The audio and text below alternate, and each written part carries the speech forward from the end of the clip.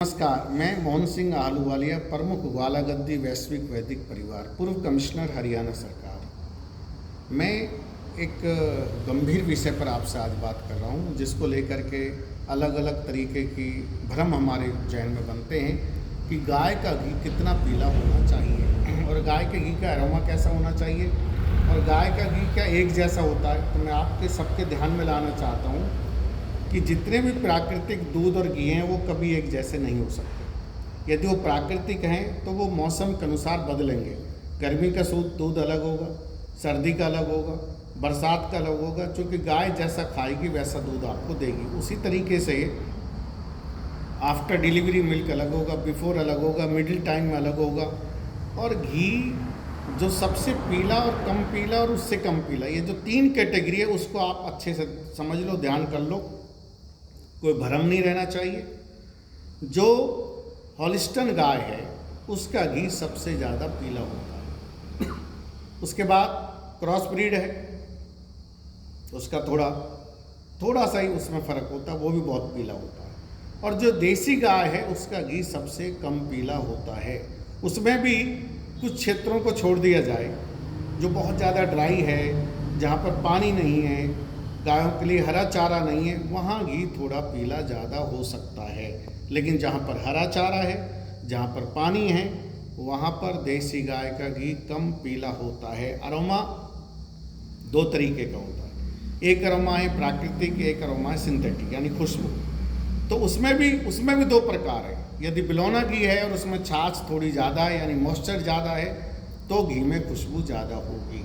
यदि घी को मॉइस्चर को निकाल दिया गया है, वो चाहे मशीन से निकाला गया हो घी हो यानी क्रीम वाला घी हो, या फिर मॉइस्चर को खींचने के लिए फिल्ट्रेशन ज़्यादा किया गया है, चाहे वो बिलौना घी क्यों ना हो, तो मॉइस्चर निकलने के बाद उसका जो खुशबू है, एरोमा है, वो कम हो जाता है। लेकिन घी की जो म्याद है, उम्र है, सीमा है, वो बढ़ जाती है।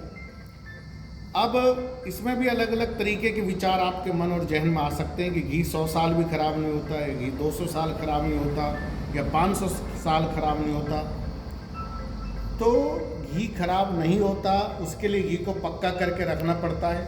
और बिलौना घी के मामले में थोड़ा है कि घी लंबे समय चलता है, लेकिन घी की अपनी एक सीमा है। घी ताज़ा खाना चाहिए, मक्खन ताज़ा खाना चाहिए, सब चीज़ें जितना हो सके कम से कम पुरानी खानी चाहिए।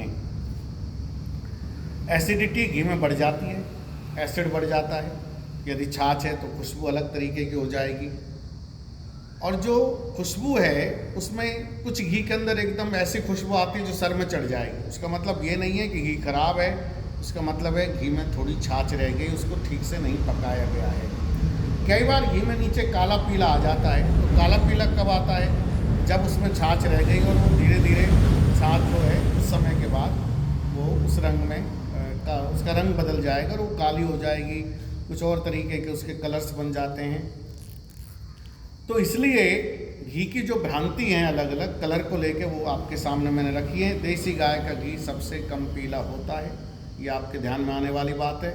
और दूसरा, घी का उत्पादन और घी के जमने की और ना जमने की प्रक्रिया, इसको भी आप ध्यान से देखें। इस मौसम में जो जून का महीना है, घी नीचे से आधा जमेगा, आधा पिघल जाएगा। और यदि किसी इलाके में या कोई घी पूरा जम भी जाता है तो सॉफ्ट जमेगा। इसका मतलब ये नहीं है कि इसमें कुछ मिला हुआ है या वो नकली है या असली है, कुछ नहीं है, इसका कोई मतलब नहीं है। घी एक जैसा मौसम के अनुसार जमेगा। ठंड का मौसम है तो घी पिघलेगा नहीं, घी जमेगा। तो इसलिए मौसम के अनुकूल घी नहीं होता।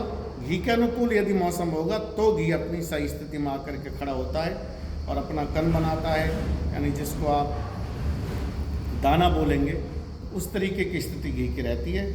धन्यवाद, नमस्कार। मोहन सिंह आहलूवालिया, प्रमुख ग्वाला गद्दी वैश्विक वैदिक परिवार।